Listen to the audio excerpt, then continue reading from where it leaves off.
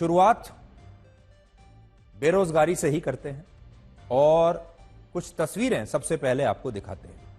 अगर आप इन तस्वीरों को ध्यान से देखेंगे तो आपको इनमें युवाओं की भीड़ नहीं बल्कि बेरोजगारी की असली वास्तविकता नजर आएगी। ये वो हजारों युवा हैं जो बेरोजगारी के आंकड़ों में कहीं पीछे छूट जाते हैं। इन्हें हमारे देश का सिस्टम और हमारी सरकारें असल में देख ही नहीं पाती। इस समय देश में टेरिटोरियल आर्मी के कुल मिलाकर 340 पदों के लिए भर्तियां चल रही हैं। आगे बढ़ने से पहले ये फिगर याद कर लीजिए, ये आंकड़ा सिर्फ 340 नौकरियां हैं, 340, जिसके लिए उत्तराखंड, मध्य प्रदेश और बिहार में 3 कैंप्स लगाए गए हैं। इनमें उत्तराखंड के पिथौरागढ़ में जो कैंप लगाया गया वहां टेरिटोरियल आर्मी के कुल मिलाकर 133 पदों के लिए भर्तियां हो रही हैं। कितनी? सिर्फ 133 पदों के लिए ये इतनी भीड़ इकट्ठा हुई है। आज इस कैंप के पहले ही दिन 133 नौकरियों के लिए पिथौरागढ़ में 18,000 युवक परीक्षा देने के लिए पहुंच गए। यानी टेरिटोरियल आर्मी में एक नौकरी के लिए 159 युवाओं की लाइन लगी है और इस परीक्षा में सफल होने की दर यानी सफलता दर सिर्फ 0.6% है। ये जो 18,000 युवक इकट्ठा हुए हैं, इन्हें नौकरी मिलेगी इस बात की संभावना सिर्फ 0.5% है। और उस 0.5% संभावना पर, उस 0.5% उम्मीद पर ये 18,000 युवा यहां तक चले आए। इसलिए हम कहते हैं कि उम्मीद कितनी बड़ी चीज होती है। उम्मीद पर दुनिया कायम है। ये युवा जानते हैं कि नौकरी लगने की जो उम्मीद है वो 0.6% है, 0.5%।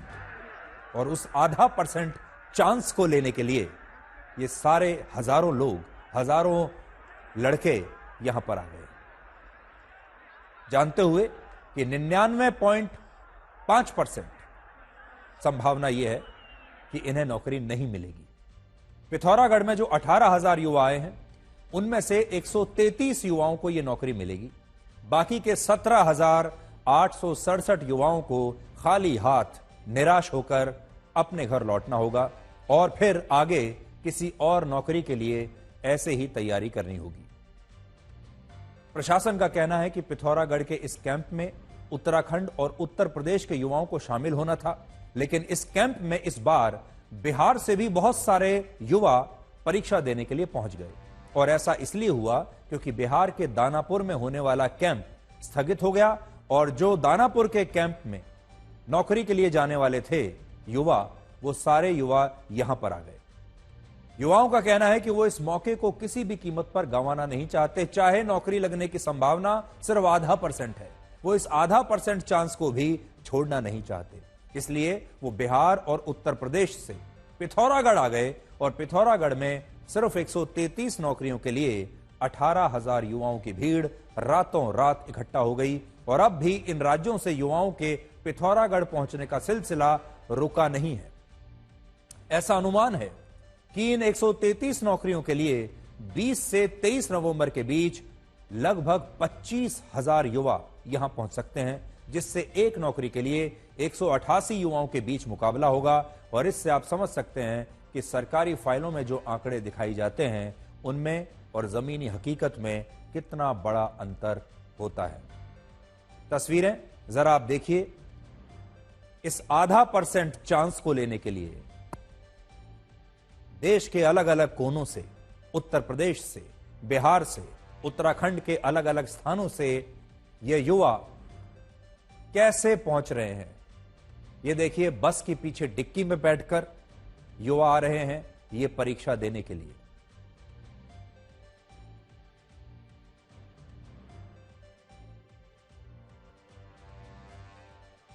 इससे भी बड़ी बात यह है कि ये स्थायी नौकरियां नहीं हैं, पक्की नौकरी नहीं है, बल्कि ये अस्थायी नौकरी है जिसमें परीक्षा पास करने वाले युवाओं को सिर्फ 7 साल के लिए टेरिटोरियल आर्मी में पार्ट टाइम वॉलंटियर के तौर पर भर्ती किया जाएगा। लेकिन इसके बावजूद हमारे देश में इन नौकरियों के लिए इतनी लंबी लाइन लगी हुई है।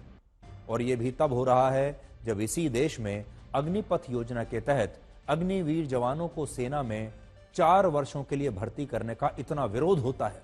और इसे इतना बड़ा मुद्दा बनाने की कोशिश की जाती है। अब जरा इन तस्वीरों को देखिए।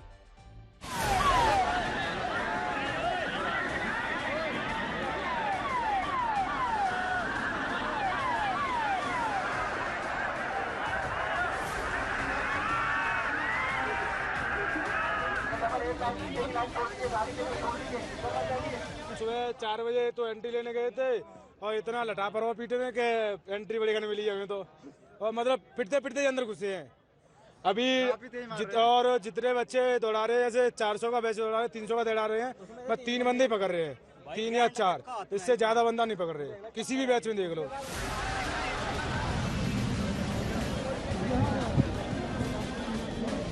यूपी इलाहाबाद से आए हैं हम। कल 2 बजे से ही लाइन लगाए हैं, अभी तक हमें दौड़ने के लिए मिला ही नहीं।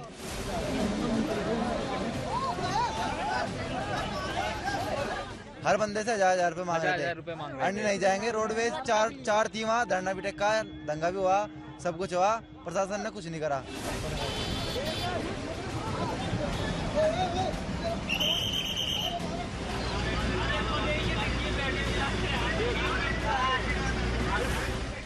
भीड़ बहुत ज़्यादा थी, तो इनका जो आना है कल रात तक का निरंतर जारी रहा। जैसे जैसे बसें उपलब्ध होती रही वैसे वैसे हम लोगों ने और जिला प्रशासन चंपावत और नैनीताल के माध्यम से करवाया।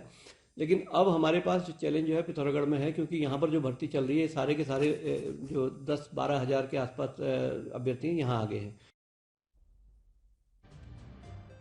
ये भर्तियां टेरिटोरियल आर्मी के लिए हो रही हैं, जिसे हम प्रादेशिक सेना भी कहते हैं, और ये सेना भारतीय सेना से अलग होती है। ये सेना एक सहायता पहुंचाने वाले संगठन की तरह काम करती है और प्राकृतिक आपदाओं से लेकर नागरिक प्रशासन के क्षेत्र में इस सेना को विशेष तौर पर तैनात किया जाता है। और इस समय भी मशहूर क्रिकेटर महेंद्र सिंह धोनी, बीजेपी के सांसद और पूर्व केंद्रीय मंत्री अनुराग ठाकुर, कांग्रेस के नेता और पूर्व केंद्रीय मंत्री सचिन पायलट और पूर्व एथलीट अभिनव बिंद्रा और राज्यवर्धन राठौर टेरिटोरियल आर्मी का हिस्सा इस समय भी हैं। पिथौरागढ़ से ये तस्वीरें ऐसे समय में आई हैं जब भारत सरकार ने बेरोजगारी को लेकर नए आंकड़े जारी किए। सरकार का कहना है कि शहरों में बेरोजगारी दर पिछले 6 साल में सबसे कम है और ये दूसरी तिमाही में 6.4% दर्ज हुई है। कामगार पुरुषों में भी बेरोजगारी दर इस समय कम होकर 5.7% हो गई है और महिलाओं में ये 8.4% है। और देश में सबसे ज्यादा 11.8% बेरोजगारी जम्मू कश्मीर में है, जबकि उड़ीसा में बेरोजगारी दर 10.6%, बिहार में 10.4%, केरल में 10.1%, राजस्थान में 8.9% और हिमाचल प्रदेश में बेरोजगारी दर 8.7% है। बड़े राज्यों में सबसे कम बेरोजगारी उत्तराखंड और उत्तर प्रदेश में है। लेकिन अब से कुछ देर पहले हमने पिथौरागढ़ से ही आपको जो तस्वीरें दिखाई हैं, उनमें इन्हीं 2 राज्यों के सबसे ज्यादा युवा दिखाई दे रहे हैं जो टेरिटोरियल आर्मी में पार्ट टाइम वॉलंटियर बनने के लिए इतनी लंबी लाइन लगाकर आज यहां पर खड़े हुए। असल में हमारे देश में इस भीड़ के भी 2 रूप हैं जिन्हें आप ब्लैक और व्हाइट में आज देख सकते हैं। एक भीड़ इन युवाओं की है जिसमें वो पार्ट टाइम नौकरियों के लिए भी इतनी लंबी लाइन लगाकर खड़े हैं, और दूसरी भीड़ उन युवाओं की है जो एक फिल्म एक्टर को देखने के लिए बेकाबू हो जाते हैं। इसी हफ्ते पटना में मशहूर एक्टर अल्लू अर्जुन की मशहूर फिल्म पुष्पा के नए सीक्वल का ट्रेलर रिलीज हुआ था, पुष्पा 2 का, और इस दौरान अल्लू अर्जुन को देखने के लिए पटना के गांधी मैदान में 2 लाख से ज्यादा युवा पहुंच गए थे। तो एक तरफ 133 नौकरियों के लिए 18,000 युवाओं की लाइन है और दूसरी तरफ एक्टर अल्लू अर्जुन को देखने के लिए पटना में 2 लाख युवाओं की यह भीड़ है। ये दोनों ही भारत हैं, एक ही देश हैं, दोनों ही युवा हैं। एक पिथौरागढ़ है, दूसरा पटना है। एक जगह नौकरियों के लिए लाइन है और दूसरी जगह एंटरटेनमेंट के लिए इतनी भीड़ है। एक भीड़ नौकरी के लिए है और दूसरी भीड़ मनोरंजन के लिए है, एंटरटेनमेंट के लिए है। सिनेमा के लिए है। और ये दोनों ही रूप हमारे देश के युवाओं के हैं, दोनों ही रूप भारत के हैं, इसी देश के हैं जहां बेरोजगारी इतना बड़ा मुद्दा बनती है। लेकिन बड़ी बात क्या है? बड़ी बात है उम्मीद।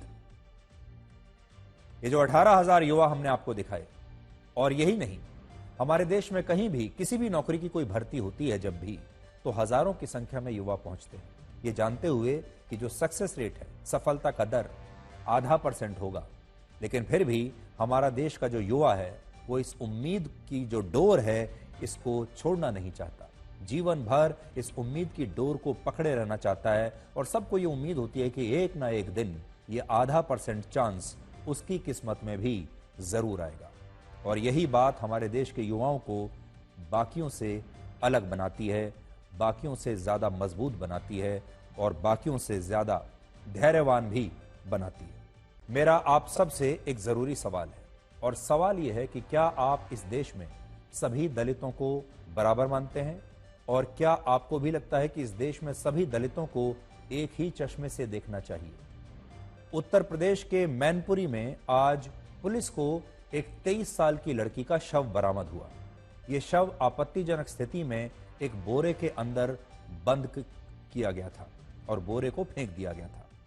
पुलिस का कहना है कि इस लड़की की हत्या हुई है और यह लड़की दलित है। लेकिन दुख की बात यह है कि आज इस दलित लड़की की हमारे देश में कोई चर्चा नहीं हो रही। विपक्षी दलों के जो नेता दलितों और पिछड़ों को उनका हक दिलाने की बात कहते हैं, जातिगत जनगणना का मुद्दा उठाते हैं, उन्होंने अब तक इस लड़की के लिए इंसाफ नहीं मांगा है। आज अगर ब्लैक एंड व्हाइट में हम आपको ये खबर नहीं दिखाते तो शायद आपको भी ये पता नहीं चलता कि उत्तर प्रदेश में आज एक दलित लड़की की हत्या हुई है। और यह हत्या भी जिस कारण से हुई है, यह कारण बड़ा गंभीर कारण है। पुलिस का कहना है कि यह लड़की उत्तर प्रदेश की करहल सीट पर हुए उपचुनाव में बीजेपी को वोट देना चाहती थी। लेकिन इस दौरान उसके एक दोस्त ने, या कह लीजिए उसके एक परिचित ने, उस पर समाजवादी पार्टी को वोट देने के लिए दबाव बनाया। और जब ये लड़की इसके लिए तैयार नहीं हुई तो दूसरे लड़के ने अपहरण करने के बाद उसकी हत्या कर दी। यानी पुलिस ने इस मामले में 2 आरोपियों को गिरफ्तार किया है, जिनमें मुख्य आरोपी का नाम प्रशांत यादव है और दूसरे आरोपी का नाम मोहन कठेरिया है। अब तक हमारे देश में लोगों के बीच राजनीतिक पार्टियों को लेकर, राजनीतिक विचारधाराओं को लेकर जुबानी वाद विवाद होता था। लोग एक दूसरे से बहस करते थे और कई बार तो दोस्तियां टूट जाती थी, रिश्ते खराब हो जाते थे। लोग एक दूसरे से बात तक करनी बंद कर देते हैं जब आपके घर में, आपके समाज में, दोस्तों के बीच, 2 परिवारों के बीच अक्सर बहस होती है पार्टियों को लेकर, पार्टियों की विचारधाराओं को लेकर। तो कई बार हमने ये देखा है कि मतभेद बहुत ज्यादा बढ़ जाते हैं। और हम बार बार ये कहते हैं कि जो राजनीतिक पार्टियां हैं उनकी विचारधाराओं को लेकर आप अपने रिश्ते मत खराब कीजिए। लेकिन अभी तक इतना ही होता था कि रिश्ते खराब हो जाएं। ये पहली बार हुआ है जब राजनीतिक विचारधारा की वजह से किसी की हत्या कर दी गई। ये शायद पहली घटना है जब ऐसे मामलों में बात हत्या तक पहुंच गई और आज उत्तर प्रदेश में यह हत्या हुई है। रात को एक 23 वर्षीय युवती कस्बा करहल से गाय भोजन जाने के संबंध में पुलिस को सूचना प्राप्त हुई थी, जिसमें पुलिस तत्काल सक्रिय हुई। आज सुबह उसकी डेड बॉडी मिली है। इसमें उनके पिता के द्वारा, मृतका के पिता के द्वारा 2 लोगों के खिलाफ अभियोग पंजीकृत कराया गया है। इसमें एक प्रशांत यादव है और दूसरा मोहन कठेरिया है, जिनको दोनों को गिरफ्तार कर लिया गया है। उनके माता पिता द्वारा ये बयान दिया गया है कि भाजपा को वोट देने से रोकने के कारण उसकी लड़की की हत्या की गई है, जिसमें विवेचना में शामिल करके अग्रिम विधिक कार्रवाई की जा रही है। इस लड़की के पीड़ित परिवार ने पूछा है कि क्या इस देश में एक दलित लड़की को सिर्फ इसलिए इंसाफ नहीं मिलेगा क्योंकि वो बीजेपी की समर्थक थी।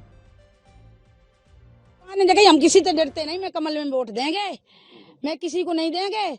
बाने कही तू दुरगिया है तो तू चुरगिया बना दी, कल वोट डाल के देख ली तू मैया की लाल, और बस जाए पकड़ ला। ये मैं जब विश्वास मनते माय नेताजी के द्वारे वारे बेटी हुई पालक दे बेटी राती, ओ मैया मेरे लला कायल हो जाना है। नेताजी बबलू बोले कि चाचा वोट डाल के जाइए, तो बिटिया बोली मीडिया बोली कम फूले में वोट दिए जो प्रधान तो बोलो साइकिल में वोट डाल नहीं तो तू रखा तेरे नाम तो रखिया कि तुम रखिया बनाई दिए।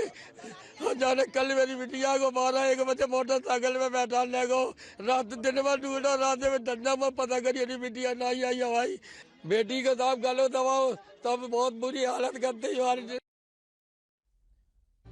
यह घटना उसी करहल विधानसभा क्षेत्र में हुई है जहां से अखिलेश यादव के इस्तीफे के बाद अब उनके भतीजे तेज प्रताप सिंह यादव चुनाव लड़ रहे हैं और अखिलेश यादव खुद ये कहते हैं कि उनकी पार्टी दलितों और पिछड़ों की पार्टी है। लेकिन आज जब उनसे इस घटना पर सवाल पूछा गया तो उन्होंने एक बार के लिए भी ये नहीं कहा कि ये दलित लड़की चाहे किसी भी पार्टी की समर्थक हो उसे इंसाफ जरूर मिलना चाहिए। करहल में एक दलित व्यक्ति की हत्या हुई है। भाजपा के लोग आरोप लगा रहे हैं कि वो भारतीय जनता पार्टी को वोट करने वाली थी। कभी समाजवादी पार्टी इसका नहीं, जो सीट करहल की है वो ऐतिहासिक वोटों से जीतने वाली सीट है। ये भारतीय जनता पार्टी के पास डीएम है, एसपी है। आपको नहीं समझ में आता इतने पढ़े लिखे पत्रकार भाई हो कि कौन बेईमानी कर रहा होगा। इस घटना का पूरा सच तभी सामने आएगा जब इस मामले की गहराई से जांच की जाएगी, विवेचना होगी। और इसलिए आज हम इस घटना पर अपनी कोई टिप्पणी नहीं देना चाहते, सिर्फ आपको यह बताना चाहते हैं कि एक घटना आज ऐसी हुई है जहां राजनीतिक मतभेद के कारण राजनीतिक पार्टियों में किसको वोट देना है इस कारण एक हत्या हो गई। आज हम सिर्फ यह कहना चाहते हैं कि हमारे देश की राजनीति को आखिर हुआ क्या है। हमारे नेताओं ने धर्म और जातियों के हिसाब से पहले रंगों को बांटा, फिर खाने को बांट दिया, इलाकों को बांट दिया। इस देश में न जाने कब हिंदू और मुसलमानों के अपने अपने इलाके बन गए और अब हमारे देश के नेताओं ने दलितों और पिछड़ों को भी बांट दिया है विचारधाराओं में और पार्टियों में। अब दलितों के भी 2 वर्ग बन गए हैं, जिनमें एक वर्ग वो है जिसे विपक्षी नेता दलित मानते हैं और दूसरा वर्ग वो है जिन्हें बीजेपी दलित मानती है। और इस विभाजनकारी राजनीति के कारण अब सभी दलित हमारे देश में बराबर नहीं रह गए हैं और इसके लिए हमारी राजनीतिक पार्टियां सबसे ज्यादा जिम्मेदार हैं। चुनावों का जो मॉडल हमारे देश के नेताओं ने बना दिया है, चाहे वो कोई भी राजनीतिक पार्टी हो, कोई भी नेता हो, वो पूरा की पूरा चुनावों का बिजनेस मॉडल अब विभाजनकारी राजनीति पर खड़ा हुआ है। जितना ज्यादा वोटों को बांटा जाएगा उतना ज्यादा फायदा। आज राहुल गांधी और दूसरे विपक्षी नेता हाथरस, रायबरेली, अमेठी और दिल्ली के दलित परिवारों से मिलने के लिए तो जाते हैं, लेकिन वो उन राज्यों के दलितों को भूल जाते हैं जहां विपक्षी दलों की सरकारें हैं, जहां उनके राजनीतिक जो प्रतिद्वंदी पार्टियां हैं उनकी सरकारें हैं, यहां या जहां पर दलित परिवार बीजेपी के समर्थक हैं। क्या हमारे देश में सभी दलित बराबर नहीं रह सकते? क्या हमारे देश में ऐसा नहीं हो सकता कि एक दलित लड़की के लिए सभी पार्टियां मिलजुल कर इस इंसाफ मांगे और कम से कम यहां पर तो अपनी एकजुटता दिखाएं? चाहे वो दलित लड़की बीजेपी को वोट डालना चाहती हो, कांग्रेस को डालना चाहती हो, समाजवादी पार्टी को डालना चाहती हो। और दूसरा, हमारा देश आखिर कहां जा रहा है और ये लोगों को क्या हुआ है कि वो राजनीतिक पार्टियों के लिए अब हत्या तक करने लगे। वो विश्लेषण जिसका शायद पूरा देश इंतजार कर रहा है, चुनाव का विश्लेषण। आज महाराष्ट्र और झारखंड में विधानसभा चुनावों की वोटिंग पूरी हो गई है और आप सब ये जरूर जानना चाहेंगे कि आज की वोटिंग क्या कहती है और इस वोटिंग के पीछे जनता का मूड क्या है। आज महाराष्ट्र की 288 सीटों पर अब तक 59.3% वोटिंग हुई है, जबकि पिछले चुनाव में वर्ष 2019 में महाराष्ट्र में 61.4% वोटिंग हुई थी। इसमें अभी 3% का अंतर है, लेकिन अभी जो हम आपको दिखा रहे हैं ये अंतिम आंकड़े नहीं है। अंतिम आंकड़े आने तक ये वोटिंग प्रतिशत 61 से 62% के आसपास पहुंच जाएगा और महाराष्ट्र में उतनी ही वोटिंग होगी जितनी पिछले विधानसभा चुनाव में हुई थी। तो इसका एक मतलब तो यह है कि जितनी वोटिंग पिछले चुनाव में हुई थी महाराष्ट्र में, इस बार भी लगभग उतनी ही वोटिंग है, ना उससे कम है ना उससे कहीं ज्यादा है। महाराष्ट्र में इस साल लोकसभा के चुनाव में भी 61.5% वो वोटिंग ही हुई थी और इससे यह पता चलता है कि महाराष्ट्र में वोटिंग प्रतिशत स्थिर है और ये बढ़ा नहीं है। झारखंड में वोटिंग का एक नया रिकॉर्ड बना है। झारखंड में दूसरे और आखिरी चरण में अंतिम आंकड़े आने तक 38 सीटों पर 67.81% वोटिंग हुई है, जबकि पहले चरण में झारखंड में 43 सीटों पर 66.65% वोटिंग हुई थी और पिछली बार से यह काफी ज्यादा है। तो आप ये समझ लीजिए कि 66-67% के आसपास झारखंड की वोटिंग है दोनों चरणों की। पिछली बार झारखंड की 81 विधानसभा सीटों पर 66.4% वोटिंग हुई थी, लेकिन इस बार थोड़ी सी बढ़ गई है। झारखंड बनने के बाद से यह पहला चुनाव है जब वहां हिंसा की कोई बड़ी घटना नहीं हुई है, इसलिए यह अच्छी बात है। इस वोटिंग के बाद आज हमारे देश में पहली बार शायद ऐसा हो रहा है जब एग्जिट पोल की कोई चर्चा नहीं हो रही और जनता को एग्जिट पोल में कोई दिलचस्पी भी नहीं है। एग्जिट पोल की आज कोई बात ही नहीं कर रहा, क्योंकि हाल के दिनों में हरियाणा के चुनाव में जो हुआ, लोकसभा के चुनाव में भी जो हुआ, उससे लोगों का एग्जिट पोल पर विश्वास कम हुआ है, क्योंकि एग्जिट पोल गलत निकले थे ज्यादातर लोकसभा के चुनाव में भी और हरियाणा के चुनाव में भी। इसलिए आज लोग एग्जिट पोल की बात ही नहीं कर रहे। लेकिन फिर भी हम आपको आज ये जरूर बताना चाहेंगे कि झारखंड के 7 एग्जिट पोल्स में से 5 एग्जिट पोल्स बीजेपी की सरकार बनाने का अनुमान दिखा रहे हैं और 2 एग्जिट पोल्स में त्रिशंकु विधानसभा का अनुमान लगाया गया है। महाराष्ट्र में भी 7 एग्जिट पोल हुए हैं और इन 7 में से 5 एग्जिट पोल्स में एनडीए यानी महायुति की सरकार बनने का अनुमान है और 2 एग्जिट पोल्स में त्रिशंकु विधानसभा का अनुमान लगाया गया है। तो एग्जिट पोल्स जो हैं वो ये बता रहे हैं कि एनडीए आगे है। अब एग्जिट पोल कितने सही हैं, कितने गलत हैं, ये तो आपको जिस दिन नतीजा आएगा उस दिन पता चल जाएगा। अब आप ये देखिए कि आज के इस वोटिंग का और चुनावों का विश्लेषण क्या है। महाराष्ट्र का विधानसभा चुनाव उद्धव ठाकरे की शिवसेना और अजीत पवार की एनसीपी के लिए अस्तित्व का सवाल है। अगर दोनों ही पार्टियों को अच्छी सीटें नहीं मिली इस बार, तो इनका भविष्य खतरे में आ जाएगा। 2019 में उद्धव ठाकरे की पार्टी ने 56 सीटें जीती थी। तब उद्धव ठाकरे बीजेपी के साथ गठबंधन में चुनाव लड़े थे, लेकिन मुख्यमंत्री पद पर सहमति नहीं बनी तो उन्होंने कांग्रेस और शरद पवार की एनसीपी के साथ मिलकर सरकार बना ली थी और वो खुद मुख्यमंत्री बन गए थे। इसलिए पहली बात तो यह है कि इस बार का जो बहुत बड़ा फैक्टर है वो ये है कि उद्धव ठाकरे, उनका अपना अस्तित्व और उनकी पार्टी इस बार कैसा प्रदर्शन करेगी। महाराष्ट्र की राजनीति में इसका बहुत बड़ा असर पड़ने वाला है। पिछली बार वो बीजेपी के साथ चुनाव लड़े थे, इस बार वो कांग्रेस के साथ चुनाव लड़ रहे हैं, शरद पवार के साथ चुनाव लड़ रहे हैं। अब बड़ी बात जो देखने वाली होगी वो यही है कि क्या जनता उन्हें स्वीकार करेगी, क्या जनता आज भी उन्हें शिवसेना, असली शिवसेना मानती है और बाला साहब ठाकरे का असली उत्तराधिकारी उन्हें मानती है, नहीं। इन चुनावों में अजीत पवार की एनसीपी के अस्तित्व को लेकर भी सवाल उठ रहे हैं। अगर उन्होंने अच्छा प्रदर्शन नहीं किया तो वो भी इस बार कहीं के नहीं रहेंगे।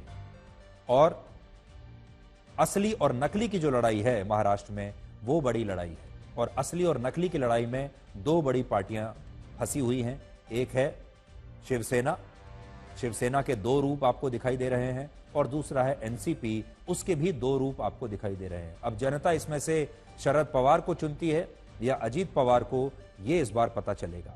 इन चुनावों में बीजेपी के लिए सबसे महत्वपूर्ण बात है कि वो इस बार भी अगर सबसे बड़ी पार्टी के तौर पर उभर कर आ जाए तो समझ लीजिए उसका काम बन गया। पिछले चुनाव में बीजेपी 105 सीटों के साथ सबसे बड़ी पार्टी थी और एकमात्र ऐसी पार्टी थी जिसने 100 से ज्यादा सीटें जीती थी। तो इस बार भी अगर बीजेपी 100 के आंकड़े को पार कर जाती है और सबसे बड़ी पार्टी बनी रहती है तो भी बीजेपी के लिए बहुत संतोषजनक बात होगी और ब्रांड मोदी के लिए भी यह बहुत संतोषजनक बात होगी। तो ये एक बड़ी बात है, उद्धव ठाकरे का अस्तित्व, ब्रांड मोदी, क्योंकि इन चुनावों का केंद्र की राजनीति पर भी बहुत असर पड़ने वाला है। लोकसभा चुनाव में जिस तरीके से बीजेपी 240 पर सिमट गई थी, लोग बीजेपी की ताकत पर सवाल उठाने लगे थे, ब्रांड मोदी पर सवाल उठाने लगे थे।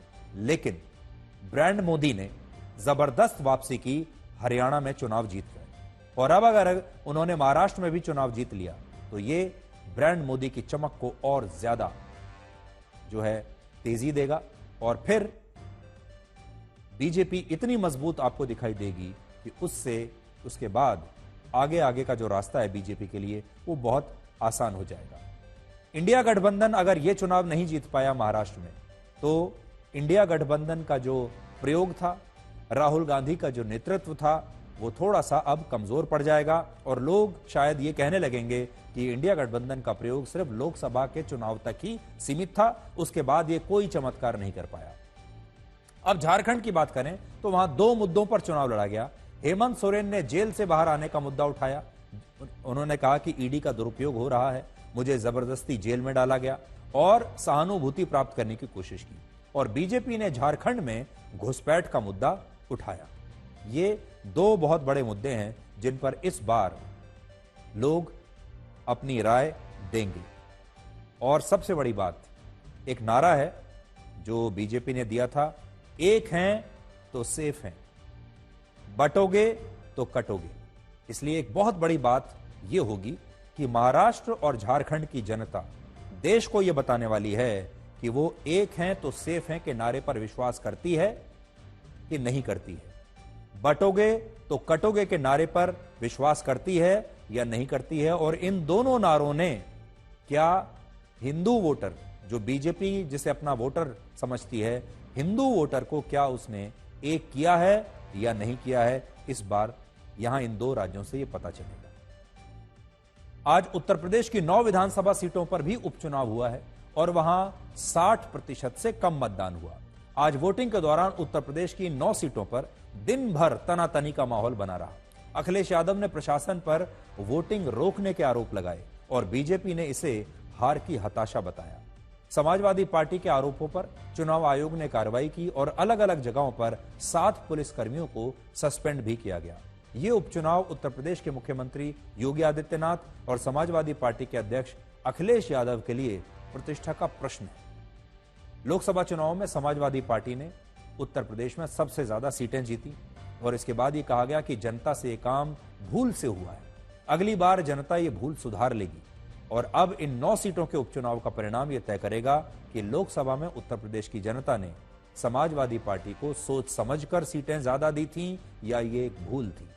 उत्तर प्रदेश में लोकसभा चुनाव के बाद अब विधानसभा उपचुनाव में भी बीजेपी की अगर हार हुई तो मुख्यमंत्री योगी आदित्यनाथ की मुश्किलें बढ़ सकती हैं, क्योंकि अखिलेश यादव बार बार कह रहे हैं कि उपचुनाव के बाद योगी आदित्यनाथ को बदल दिया जाएगा, उन्हें हटा दिया जाएगा।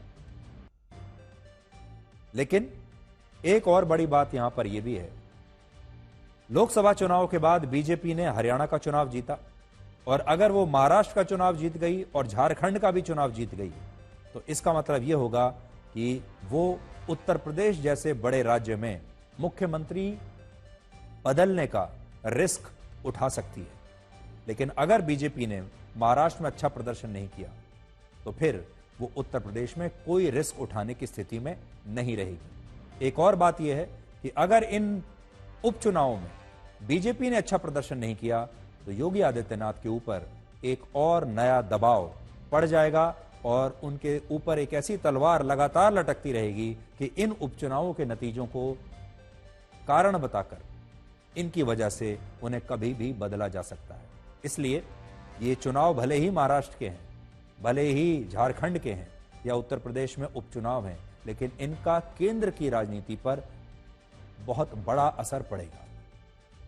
हालांकि उत्तर प्रदेश में सबसे कम मतदान गाजियाबाद में हुआ है, जहां मुस्लिम वोटर्स की संख्या 25% है और हिंदुओं की संख्या 73% है। यह बात नोट करने वाली है। सबसे ज्यादा 58% वोटिंग कुंदरकी में हुई, जहां मुस्लिम जो है 47% हैं और हिंदू 52% है। तो यह भी एक खास बात है आपके लिए। हम आपसे एक ऐसे विषय के बारे में बात करेंगे जिस पर सैकड़ों हजारों वर्षों से बहस होती रही है और यह विषय है मृत्यु के पूर्वाभास का। दुनिया के पास आज भी इस बात का वैसे तो कोई वैज्ञानिक प्रमाण नहीं है कि किसी इंसान को जीवित रहते हुए उसकी मृत्यु का पूर्वाभास हो सकता है। विज्ञान इस बात को स्वीकार नहीं करता, लेकिन इंसान इसे स्वीकार करते हैं और इंसान कहते हैं कि उन्होंने इसका अनुभव भी किया है। दुनिया में लगभग सभी धर्म और वर्ग के लोग ये मानते हैं कि जब मृत्यु इंसान के बहुत करीब होती है तो वो अपना एहसास उसे जरूर कराती है और इसी एहसास को मृत्यु का पूर्वाभास माना जाता है। इसी महीने की 5 तारीख को बिहार की बहुत लोकप्रिय लोक गायिका शारदा सिन्हा का लंबी बीमारी के बाद 72 वर्ष की उम्र में निधन हो गया था। लेकिन अब शारदा सिन्हा के पुत्र अंशुमान सिन्हा ने उनका एक आखिरी वीडियो शेयर किया है, जिसमें उन्होंने कहा है कि शारदा सिन्हा को अपनी मृत्यु से 54 घंटे पहले ही इसका पूर्वाभास हो गया था।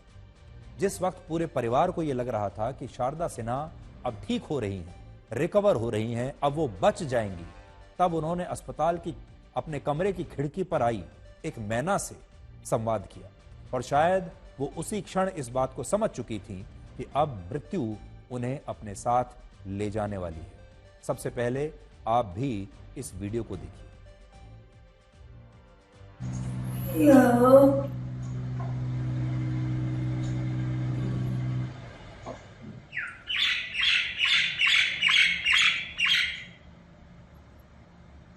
निकाला ना हमरा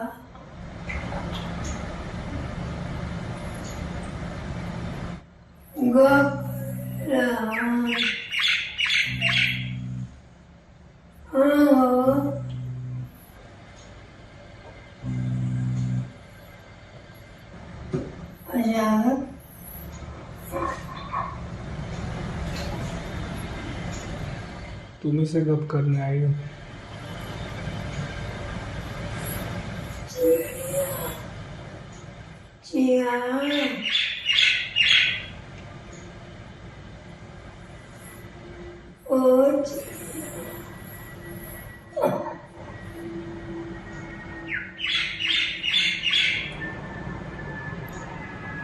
क्या बोलते हो? मम्मी आया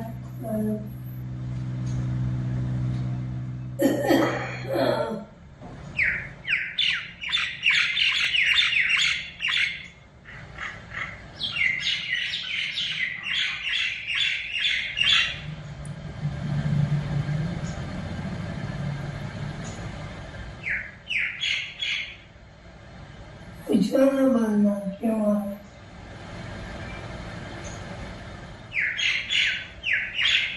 बात करिए, ऊपर से देख देख के बात करिए, आसमान से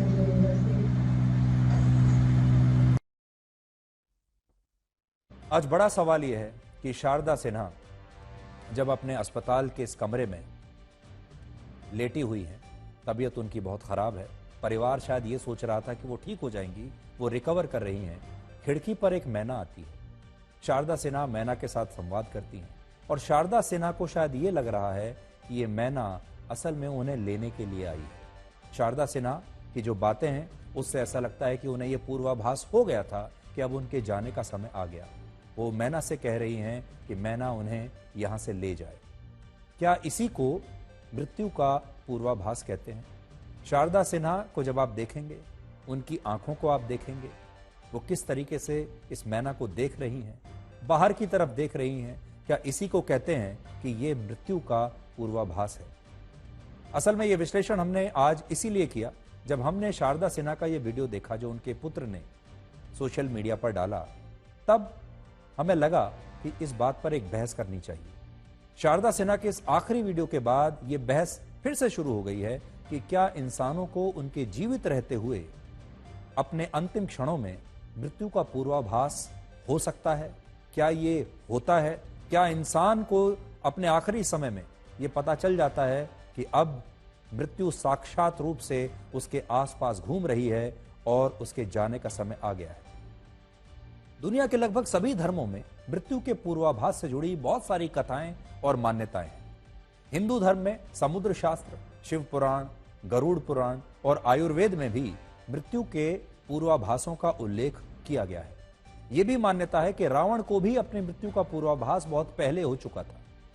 मृत्यु के बाद क्या होता है, इस पर अलग अलग लोगों की अलग अलग मान्यताएं हैं, अलग अलग सोच है। कोई नहीं जानता कि मृत्यु के बाद क्या होता है, लेकिन दुनिया का एक बहुत बड़ा वर्ग इस बात पर विश्वास करता है कि मृत्यु आने से पहले कुछ संकेत जरूर देती है। मृत्यु जब आपके आसपास होती है तो वो कुछ आहट जरूर करती है। और जिसे सुनना होता है वो उस आहट को सुन भी लेता है और उस संदेश को पढ़ भी लेता है कि मृत्यु सामने खड़ी है। दुनिया में बहुत सारे लोग ऐसे हैं जो ये कहते हैं कि जब उनके परिवार में किसी का देहांत हुआ तब अपने अंतिम दिनों में उनका व्यवहार ऐसा था जैसे उन्हें अपनी मृत्यु का संकेत मिल चुका है। लेकिन दूसरी तरफ विज्ञान ऐसे विश्वास को प्रमाणित नहीं करता क्योंकि इसका कोई सबूत नहीं है। विज्ञान में स्थिति को प्रीमोनिशन ऑफ डेथ कहते हैं। इसका मतलब उन अनुभवों से होता है जो मृत्यु से पहले कोई इंसान खुद महसूस करता है।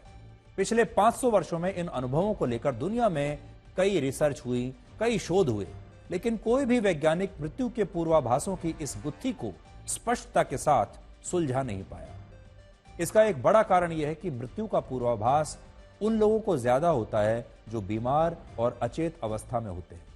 वैज्ञानिक ऐसा मानते हैं कि अगर बीमारी के समय इंसान की इच्छा शक्ति कमजोर हो तो उसके मन में मृत्यु का भाव आने लगता है। वो इच्छा शक्ति से इतने दुर्बल हो जाते हैं कि उनमें जीवित रहने की उम्मीद नहीं बचती, और जब जीवन की उम्मीद टूट जाती है तो मृत्यु का डर इंसान को अपने चारों ओर से घेर लेता है, और यही डर और अंधकार उसके लिए मृत्यु के पूर्वाभासों को लेकर आता है। दुनिया में आज तक ऐसा कोई शोध या प्रमाण नहीं है जो इस बात को साबित करता हो कि एक स्वस्थ और चलते फिरते व्यक्ति को मृत्यु का पूर्वाभास हुआ और इसके बाद उसकी मौत हो गई। लोग कहते हैं कि ऐसा होता है, यह संभव है, लेकिन विज्ञान कहता है कि मृत्यु के पूर्वाभास बीमार लोगों में ही देखे जाते हैं और इसका संबंध भी इच्छा शक्ति से ही होता है। वर्ष 2009 में US national library of medicine की एक स्टडी में यह पता चला कि 57% मामलों में जब लोग इच्छा शक्ति से कमजोर हो जाते हैं, यानी उनकी इच्छा शक्ति जब कमजोर हो जाती है, तब उन्हें बीमारी में मृत्यु के संकेतों का अनुभव होने लगता है। यहां महत्वपूर्ण यह है कि विज्ञान मृत्यु के पूर्वाभासों को प्रमाणित नहीं करता, लेकिन वो इसे पूरी तरह से खारिज भी नहीं करता, और इसका कारण यह है कि मृत्यु को दुनिया की कोई भी शक्ति टाल नहीं सकती। इंसान चाहे चांद पर पहुंच जाए, वो मंगल ग्रह पर अपना जीवन ढूंढ ले, आर्टिफिशियल इंटेलिजेंस में कुछ भी कर ले, बड़े बड़े रोबोट्स बना ले, कुछ भी कर ले, मृत्यु उसके पीछे कहीं भी आ सकती है। कोई भी इंसान मृत्यु को रोक नहीं सकता, उसे टाल नहीं सकता, और मृत्यु हमेशा समय पर आती है। जन्म आगे पीछे हो सकता है, लेकिन मृत्यु हमेशा समय पर आती है। मृत्यु के पूर्वाभासों को लेकर बहस हो सकती है, लेकिन मृत्यु को लेकर दुनिया में कभी भी कोई विवाद नहीं हो सकता, क्योंकि ये इंसान के हाथ में है ही नहीं। और आखिर में हम आपसे यही कहेंगे कि इच्छा शक्ति बहुत जरूरी है। ये मृत्यु को टाल तो नहीं सकती, लेकिन यह आपकी उम्र को बढ़ा जरूर सकती है। इसलिए अपनी इच्छा शक्ति को जरूर मजबूत रखिए हर समय। नॉर्वे की एक स्टडी कहती है कि जिन लोगों की इच्छा शक्ति मजबूत होती है और जो सकारात्मक होते हैं, वो लोग अस्पताल में आईसीयू में एडमिट होने के बाद भी बड़ी से बड़ी खतरनाक बीमारियों को हराकर ठीक हो जाते हैं, और उनकी इच्छा शक्ति मृत्यु के पूर्वाभासों को उन पर हावी नहीं होने देती। मृत्यु जो इशारा भेजती है, मृत्यु जो सिग्नल भेजती है, वो उनसे टकराकर वापस आ जाता है। और दूसरी बात ये कि ये बात सच है कि वक्त और दौलत के बीच का सबसे बड़ा अंतर यह है कि आपको हर वक्त पता होता है कि आपके पास कितनी दौलत है, लेकिन आप कितनी भी दौलत कमा लें, कितनी भी दौलत खर्च करके, आप ये कभी नहीं जान पाएंगे कि आपके पास वक्त कितना है। अब हम आपको यह बताएंगे कि आज अमेरिका और चीन में प्रधानमंत्री मोदी के गुयाना दौरे की इतनी चर्चा क्यों हो रही है। G20 समिट में हिस्सा लेने के बाद प्रधानमंत्री मोदी अब गुयाना पहुंच गए हैं, जो ब्राजील और वेनेजुएला का पड़ोसी देश है। गुयाना के राष्ट्रपति मोहम्मद इरफान अली, वहां के प्रधानमंत्री और 10 से ज्यादा कैबिनेट मंत्रियों ने प्रधानमंत्री मोदी का जबरदस्त स्वागत किया और प्रधानमंत्री मोदी की नीतियों की और उनकी लीडरशिप की तारीफ की। आज थोड़ा गुयाना के बारे में जानिए। ये सिर्फ 8.5 लाख की आबादी वाला एक छोटा सा देश है, सिर्फ 8.5 लाख लोग रहते हैं, और प्रधानमंत्री मोदी 56 वर्षों में इस देश की यात्रा करने वाले भारत के पहले प्रधानमंत्री हैं। इससे पहले इंदिरा गांधी गुयाना गई थी और उन्होंने गुयाना की आजादी के 2 साल बाद वर्ष 1968 में वहां का दौरा किया था। प्रधानमंत्री मोदी 21 नवंबर तक गुयाना में रहेंगे और वहां की संसद को भी संबोधित करेंगे। इसके अलावा वो दूसरे भारत कैरिकॉम शिखर सम्मेलन में भी हिस्सा लेंगे। कैरिकॉम का मतलब है कैरिबियन कम्युनिटी। इनमें कैरिबियन सी क्षेत्र के 21 छोटे छोटे देश शामिल हैं, जिसमें 15 सदस्य देश हैं और 6 सहयोगी देश हैं। और इन देशों की कुल आबादी 1 करोड़ 60 लाख है, जिनमें 60% आबादी 30 साल से कम उम्र के लोगों की है। गुयाना का भारत से एक बहुत ही खास रिश्ता है। अंग्रेजों ने 19वीं सदी की शुरुआत में बिहार, उत्तर प्रदेश और मध्य प्रदेश के गांवों से लाखों भारतीय मजदूरों को Mauritius, Suriname, Guyana, Jamaica, Malaysia, दक्षिण अफ्रीका, कीनिया जैसे देशों में भेजा। इन्हें गिरमिटिया मजदूर कहते हैं। गिरमिटिया शब्द अंग्रेजी के एग्रीमेंट से बना है। मजदूरी के बदले इन लोगों को कोई वेतन नहीं मिलता था। इन्हें बंधुआ मजदूर या ठेका मजदूर कहा जाता है। वर्ष 1917 तक लगभग 2.5 लाख गिरमिटिया मजदूर भारत से गुयाना भेजे गए। इन्होंने गन्ना और दूसरी फसलों के खेतों में काम किया और गुयाना की अर्थव्यवस्था में बड़ा योगदान दिया, लेकिन इनका खूब शारीरिक और मानसिक शोषण किया गया। आज गुयाना की लगभग 40% आबादी भारतीय मूल के लोगों की है। ये लोग गिरमिटिया मजदूरों के वंशज हैं और आज वहां राज भी कर रहे हैं। गुयाना के राष्ट्रपति इरफान अली भी भारतीय मूल के हैं। गुयाना एक तटीय देश है, जिसकी 90% आबादी तटीय इलाकों में रहती है। गुयाना में प्रधानमंत्री मोदी को वहां का सर्वोच्च सम्मान दिया जाएगा। इसके अलावा बारबाडोस भी उन्हें अपने सर्वोच्च सम्मान से सम्मानित करेगा और दोनों सम्मान उन्हें गुयाना में ही दिए जाएंगे। वर्ष 2023 में गुयाना के राष्ट्रपति मध्य प्रदेश के इंदौर में 17वें प्रवासी भारतीय सम्मेलन में मुख्य अतिथि के रूप में भारत आए थे और तब उन्हें प्रवासी भारतीय सम्मान से भी सम्मानित किया गया था। उस दौरे पर उन्होंने प्रधानमंत्री मोदी को गुयाना आने का निमंत्रण दिया था और प्रधानमंत्री मोदी का यह दौरा चीन की वजह से बहुत अहम है। गुयाना ने तेल और गैस के बड़े भंडारों की खोज की है। इसकी बदौलत गुयाना कैरिबियन क्षेत्र में अपनी स्थिति बहुत मजबूत कर रहा है।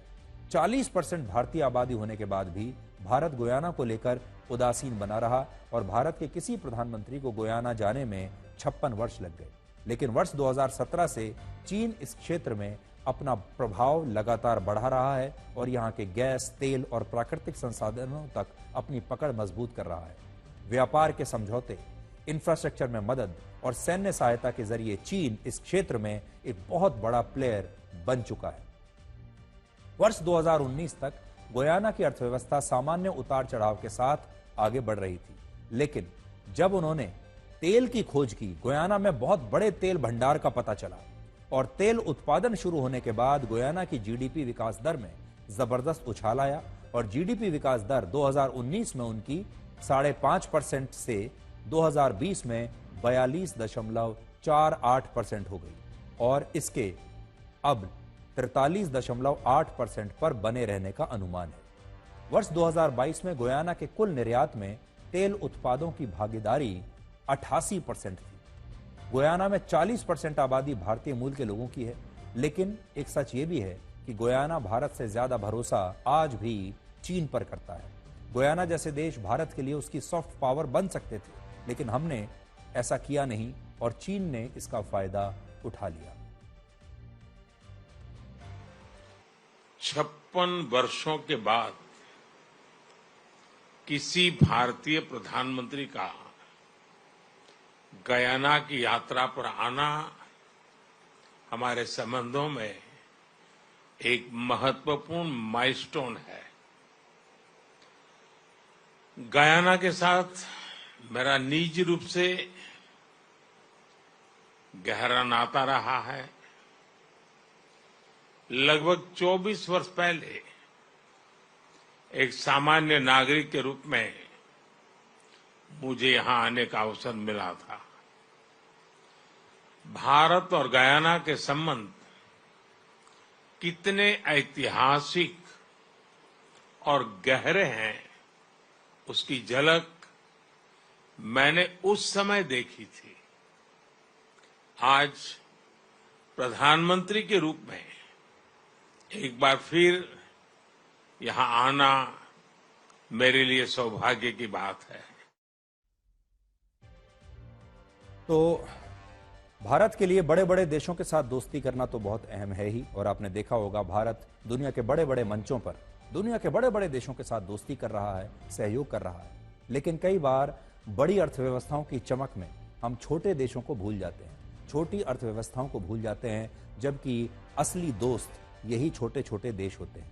और ये अच्छी बात है कि भारत की सरकार, मोदी सरकार इस समय दुनिया भर में इन छोटे देशों को वो महत्व दे रही है जो आज तक किसी और देश ने इन्हें दिया नहीं। ये कलयुग है, यहाँ माता पिता जानते हैं कि वो रह तो रहे हैं अपने बच्चों के घर में, लेकिन वैसे नहीं जैसे बच्चे रहते थे उनके घर में।